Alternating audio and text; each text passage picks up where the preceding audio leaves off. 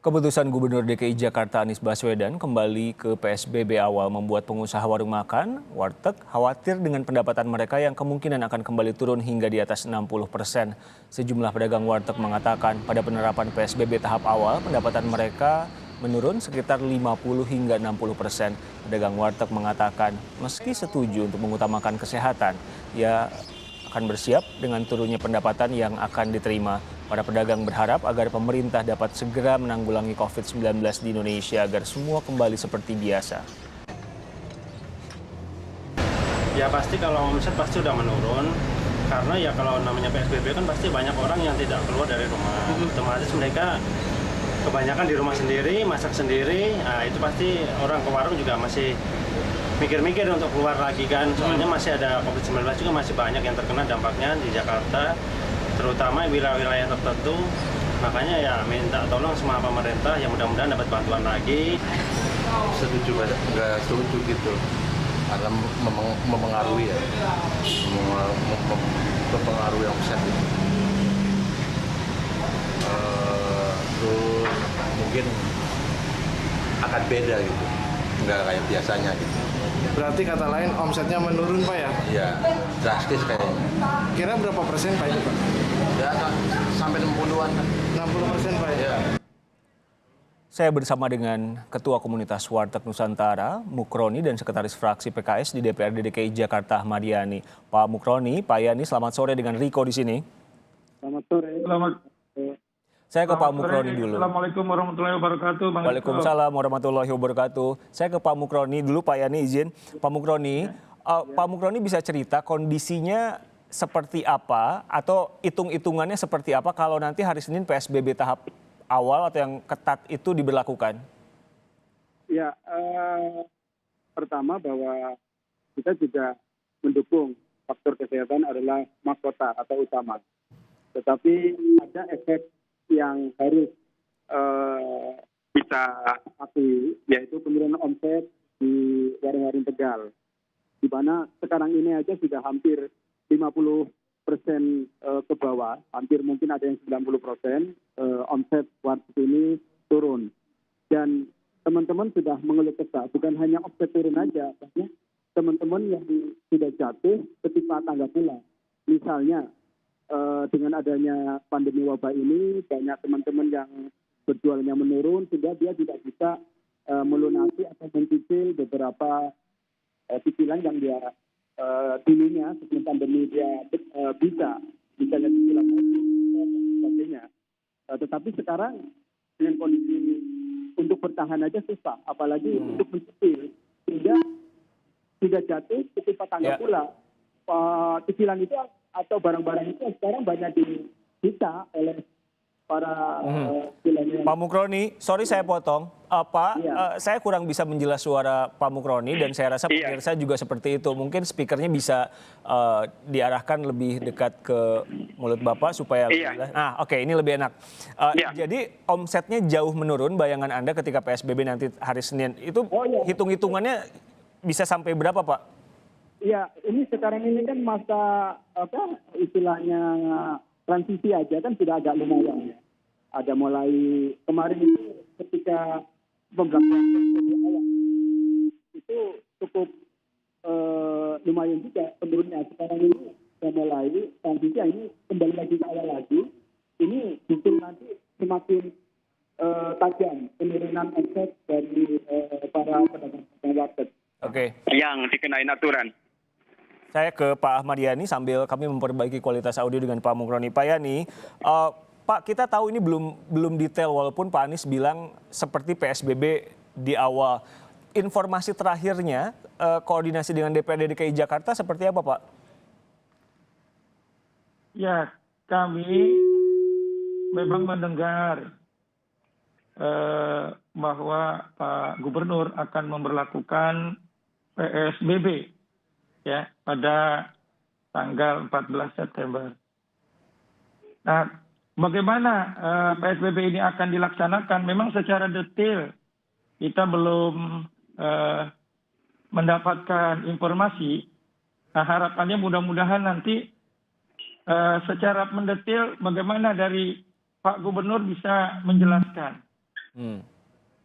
Tapi kalau Pak Yani menilai PSBB kembali ke PSBB awal yang lebih ketat ini satu-satunya opsi menghadapi keadaan darurat seperti yang Pak Anies bilang di Jakarta? Ya saya kira kalau kita melihat tentang masalah tentang tren ya penularan COVID-19 ini, di mana di DKI Jakarta terus meningkat yang sangat signifikan, maka tidak ada jalan lain ya kecuali memang melakukan rem darurat.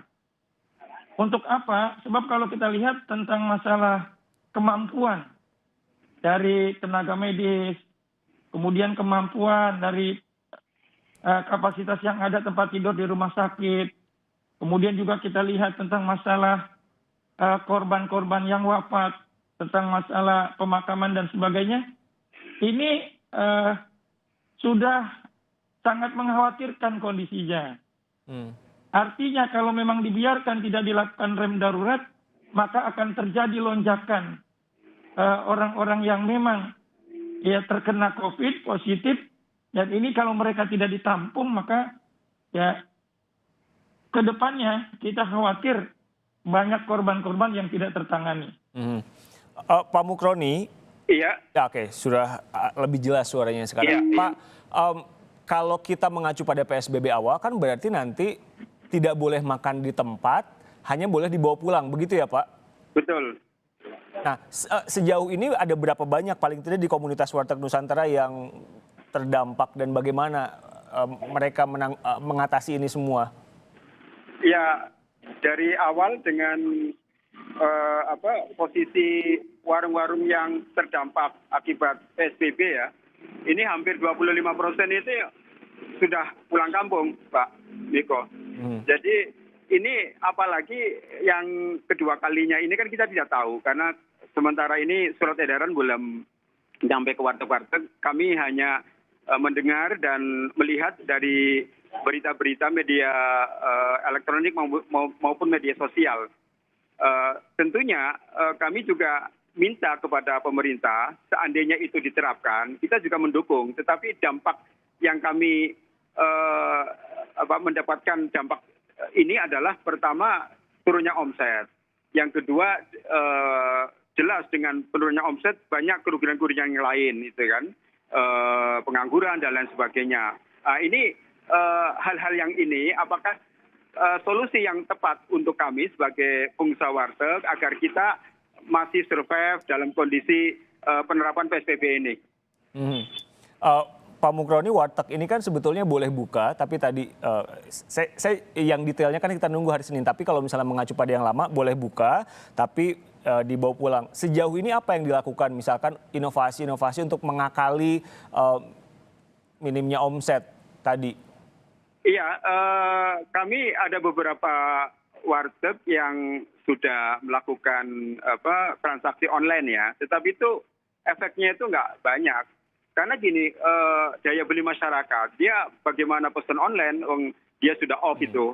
Kita ini di daerah Cilandak ini, mohon maaf, para karyawan belum masuk, ya kan? Biasanya kan kalau mereka ada bisa online dan juga datang ke kami. Nah, sekarang datang tidak boleh, online pun kondisi finansial mereka off ya kan, tidak masuk kantor. Ini jauh sekali lah, artinya walaupun itu berdampak tapi tidak signifikan untuk menolong penurunan omset ini. Pak Yani, sebagai wakil rakyat di DPRD DKI Jakarta, bagaimana Anda menjawab apa yang dikatakan tadi Pak Mukroni? Apa yang ingin Anda katakan?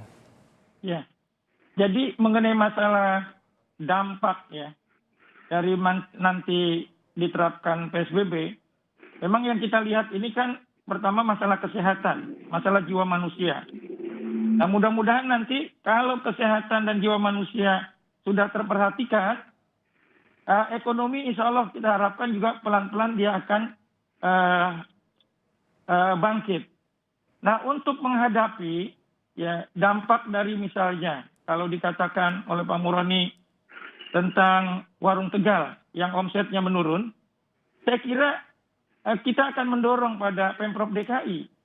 Yang pertama ya, bahwa bagaimana bisa melakukan pembinaan ke depan pelatihan-pelatihan kepada para pemilik-pemilik warteg itu untuk bisa misalnya dalam usaha dengan mengembangkan berbasis online itu.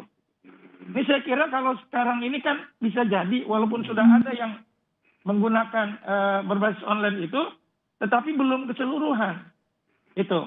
Nah ini saya kira kita dorong nanti pada Kalau bantuan dana yang lebih konkret, misalkan karena tadi bukan hanya omset masalahnya, tapi banyak juga yang akhirnya pulang kampung dan menutup usahanya, itu gimana menurut Anda?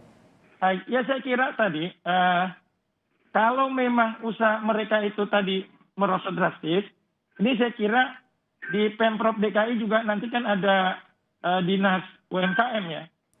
Nah bagaimana bisa mempersiapkan agar para pengusaha-pengusaha usaha kecil dan menengah itu bisa bangkit kembali. Ya dari pemerintah mungkin melakukan pelatihan atau bisa memberikan solusi bagaimana membantu para warung Tegal itu yang memang akan berusaha lagi ke depan. Saya kira ini harus jadi perhatian.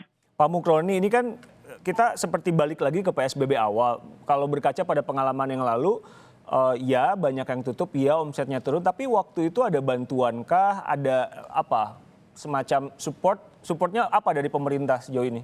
Ya itu belum terasa Mas. Jadi banyak kebijakan-kebijakan dari atas yang tidak membumi. Artinya di bawah, di lapangan justru kami kesulitan ketika pemerintah memberikan kebijakan katanya meringankan kepada kami, ternyata sulit untuk diakses untuk mendapatkan itu. Nah, contohnya apa Pak sulit untuk diakses itu? Ya misalnya kredit ringan. Sampai sekarang kan banyak teman-teman yang gimana sulitnya untuk mendapatkan modal yang dengan kondisi pandemi ini kan bisa menolong agar survival lah, agar bisa bertahan itu kan. Nah, ini kan masih sulit. Nah ini artinya hal-hal semacam ini perlu dipikirkan agar pengusaha-pengusaha ini tidak cepat gulung tikar, karena ini kondisinya kan hampir lumayan juga dari bulan Maret, April, Mei, Juni, sedangkan kita kan 6 bulan. Harian, ya kan, sedangkan kita pendapatan dari harian. 1 bulan aja udah collab, kita susah untuk bangkit lagi kan gitu bahasanya. Pak Mukroni, apa yang Anda pikirkan? Misalkan tadi Pak Mukroni bilang oke, setuju dengan aspek kesehatan, setuju dengan bahwa kita harus menjaga ini semua supaya nggak banyak yang sakit. Apa usulan Anda untuk jalan tengahnya nih supaya Anda dan teman-teman di komunitas Warteg Nusantara bisa nggak gulung tikar, tapi juga aspek kesehatannya terjaga? Apa yang Anda ingin katakan? Iya, kesehatan itu penting karena kalau tidak sehat kita juga tidak bisa berjualan. Tetapi stres menghadapi penurunan omset juga penyakit juga mengganggu kesehatan, dan itu kan harus dipikirkan semuanya itu kan. Artinya gini, bahwa kondisi sekarang ini dengan PSBB ini kan kita tidak bisa lari-lari harus diam di tempat, dan itu kan memberikan semacam dampak bahwa kalau tidak dibantu kita diam kan sama aja, kita nanti akan istilah kasarnya kan mati gitu kan.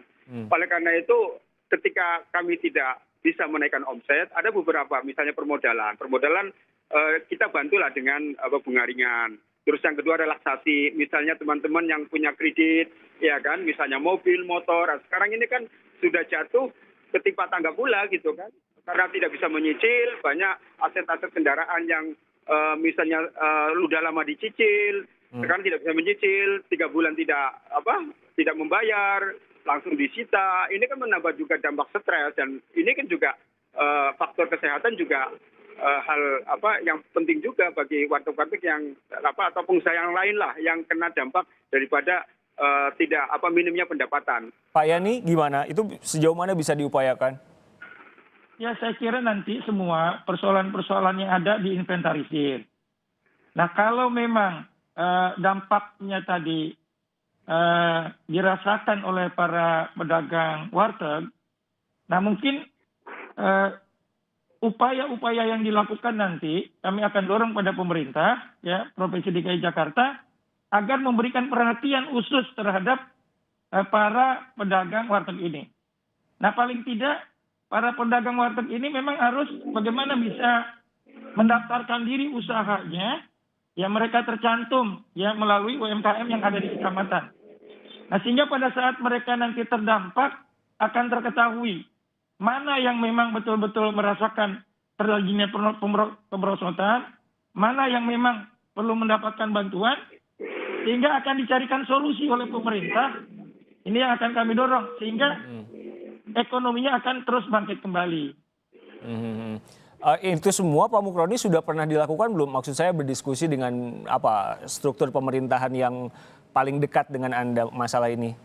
Iya, ini kan teman-teman kan yang ada di Jabodetabek ini kan sudah koordinasi, artinya sudah mengeluh. Bahkan di media hampir setiap ketika awal PSBB sudah banyak mengeluh tentang turunnya omset, ya kan. Dan ini ya artinya gini, pemerintah secepatnya itu kalau memang ada program kebijakan yang meringankan untuk usaha kecil ya, bukan hanya warteg. Dan karena kami juga ada martabak, ada lain sebagainya juga dampak juga. Nah ini yang di bawah itu harus artinya mengikuti apa yang menjadi kebijakan dari atas gitu kan. Jadi jangan dikatakan oh ini kan dari atas kami tidak tahu. Okay. Nah, ini masalah juga bagi kami ketika kami ingin mengakses kemudahan-kemudahan yang diberikan oleh pemerintah. Pak Mukroni, sejauh mana warteg bisa menerapkan protokol kesehatan misalkan ketika PSBB ini berlangsung nanti? Iya, kami sudah biasa pakai masker, ya kan. Dan misalnya kalau tidak konsumen tidak boleh makan, bangku-bangku kita usahakan kita lipat, gitu kan. Itu kan salah satu dari faktor kita mengikuti perintah daripada pemerintah, gitu kan. Oke, jadi semua itu dijaga juga ya? Ya, ada sanitasi kebersihan di depan-depan warteg itu ada wastafel yang ada cucian sabun yang untuk membersihkan kuman-kuman. Kita sudah juga mengikuti protokol tersebut. Pak Yani, sebetulnya kan PSBB ini juga masih ada walaupun namanya transisi. Cuman balik lagi karena tingkat kepatuhan dan lain-lainnya dan kasusnya juga makin tinggi. Nah, kalau Anda melihatnya ini masalahnya di penegakan hukumnya, di warganya yang abai, atau di mana masalahnya sampai kasus COVID-19 di Jakartanya tinggi sekali? Iya, saya kira tentang masalah kebijakan memang sudah dibuat. Kemudian tentang masalah yang dirasakan terjadi peningkatan masalah penularan COVID ini memang tidak lepas dari masalah kedisiplinan. Jadi kedisiplinan dari warga masyarakat, masih warga masyarakat yang masih banyak yang tidak disiplin kita lihat. Nah, sementara memang dari aparat, saya kira dia sudah bekerja maksimal. Hanya saja jumlah ya dari personil mereka yang memang bertugas itu memang sangat tidak memadai dalam sisi jumlah ya, karena banyak yang harus diawasi. Nah, karenanya semua pihak, apakah dari pihak pemerintah, petugas, kemudian juga seluruh warga masyarakat, atau mungkin komponen-komponen masyarakat yang ada, apakah dari pemuda atau juga pihak-pihak ormas yang ada, kita harapkan bisa membantu agar kedisiplinan ini bisa terjaga dan insya Allah nanti PSBB itu bisa berhasil. Kenapa saya tanya gitu Pak Yani? Karena kan kalau mengharapkan warga patuh agak susah. Kan patuh itu juga masalah pengkondisian. Pak Jokowi juga sempat bilang 70% di satu provinsi bahkan nggak pakai masker. Nah, kalau misalkan PSBB ini diperketat, menurut Anda Pemprov DKI Jakarta bisa menurunkan angka positif COVID-19-nya atau ya gimana? Balik lagi ke masyarakatnya mesti sadar atau seperti apa? Toh tadi Anda juga bilang personelnya kan kurang. Iya. Jadi upaya yang dilakukan Pemprov DKI ini saya kira sudah tepat. Nah, kalau kemarin terjadi pelonggaran, banyak yang melakukan ketidakdisiplinan. Nah, makanya diterapkan tentang PSBB ini kembali dengan harapan agar warga masyarakat lebih disiplin. Nah, sehingga dengan kedisiplinan itu termasuk juga kita berharap ya para petugas bisa melaksanakan tugasnya ya dengan maksimal. Kemudian juga saya kira tokoh-tokoh masyarakat ya, kemudian ada ormas-ormas yang ada bisa diperbantukan untuk bisa membantu suksesnya berjalannya PSBB ini. Pak Mukroni, sepakat nggak masalah kedisiplinan dan lain-lain? Ya, karena kalau kita disiplin kan wabah ini cepat berlalu. Tetapi kalau misalnya masyarakat tidak patuh, kami juga nanti akan menanggung kan berapa lama, sampai kapan ini COVID-19 ini bisa diatasi. Ini kan juga nanti akan berdampak. Semakin lama kami nanti akan semakin banyak gulung tikar, semakin sengsara ya kan, karena tidak ada usaha, nganggur gitu kan, dan ini juga akan menimbulkan stres, dan ini juga akan berdampak kesehatan juga gitu kan. Baik, satu hal yang pasti kita akan tunggu tanggal 14 detailnya seperti apa. Pemerintah Provinsi DKI Jakarta juga nanti tentu akan mengumumkan item-item detail soal PSBB di tanggal 14. Terima kasih Ketua Komunitas Warteg Nusantara Pak Mukroni dan Sekretaris Fraksi PKS DPRD DKI Jakarta Pak Ahmad Yani. Terima kasih Bapak-Bapak.